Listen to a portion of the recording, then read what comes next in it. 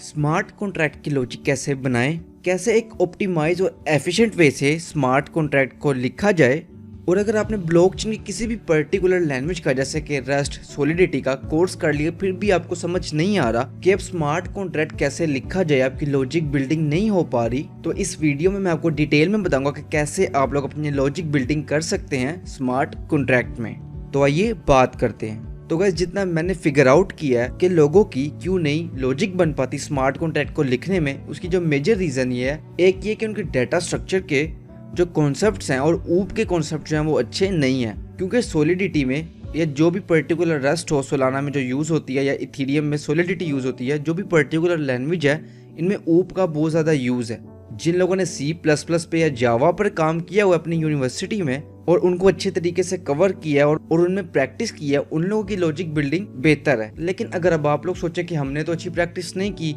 तो अब हम लोग क्या करें, तो इसका सोल्यूशन मैं भी आपको थोड़ी देर तक बताने वाला हूँ। और जो दूसरी मेजर रीजन है, जो सबसे ज्यादा 90% रीजन, ये प्रैक्टिस। फॉर एग्जाम्पल कि अगर आप लोग को ऊप और डाटा स्ट्रक्चर के कॉन्सेप्ट इतने क्लियर नहीं भी हैं, लेकिन अगर आप लोग डेली एक स्मार्ट कॉन्ट्रैक्ट सिंपल सा बनाते रहें, जैसा कि अब आपने लॉटरी का स्मार्ट कॉन्ट्रैक्ट बना लिया या कोई सिस्टम बना लिया, स्कूल सिस्टम, बैंक सिस्टम या किसी भी किस्म का छोटे छोटे स्मार्ट कॉन्ट्रैक्ट बनाते रहे,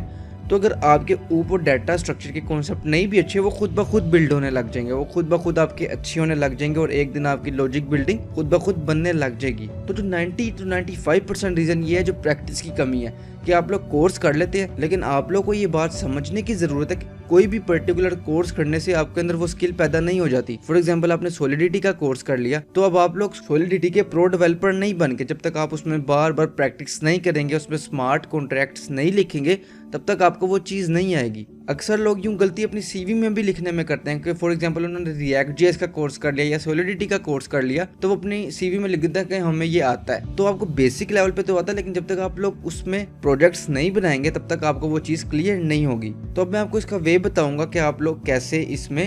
अपनी लॉजिक बिल्डिंग बनाएं। तो नंबर 1 गाइज, आप लोगों ने प्रैक्टिस करनी है। आप डिफरेंट किस्म के गूगल पे भी सर्च कर सकते हैं और अगर कहते हैं कमेंट करके मुझे बताएं, मैं इस पे स्मार्ट कॉन्ट्रैक्ट सॉलिडिटी के 4-5 अच्छे प्रोडक्ट्स बना दूंगा, जिससे आपकी लॉजिक बिल्डिंग बहुत अच्छी हो जाएगी और आपको सारी समझ लग जाएगी कि स्मार्ट कॉन्ट्रैक्ट में लॉजिक कैसे बिल्ड होती है। तो आपका मेन फोकस यही होना चाहिए कि आपने जो भी लैंग्वेज यूज कर रहे हैं, फॉर एग्जाम्पल सॉलिडिटी यूज कर रहे हैं या रस्ट यूज कर रहे हैं सोलाना में, तो आप लोग की जो मेजर फोकस होना चाहिए वो प्रैक्टिस पे होना चाहिए कि आप बार बार स्मार्ट कॉन्ट्रैक्ट लिखें, खुद से ट्राई करें, इधर उधर से गूगल से हेल्प लें और लिखने की कोशिश करें। इससे क्या होगा कि आपकी लॉजिक बिल्डिंग खुद ब खुद बनने लग जाएगी। आप एटलीस्ट 1 महीना लगा के देखें या 2 हफ्ते लगा के देखें, आप देखेंगे कि आज से 2 हफ्ते बाद आपकी और बेहतर होगी, उससे अगले 2 हफ्ते बाद और बेहतर होगी। तो ये बात सिर्फ और सिर्फ टाइम की है कि आप कितना टाइम उस लैंग्वेज को देते हैं। तो आप एटलीस्ट अगर दिन में 1 या 2 घंटा या 1.5 घंटा भी उसकी प्रैक्टिस करेंगे उस पर्टिकुलर स्मार्ट कॉन्ट्रैक्ट की, तो आपकी लॉजिक खुद ब खुद बनने लग जाएगी। और उसके बाद आप लोगों ने एक साइड पे 10-15 मिनट डेली एक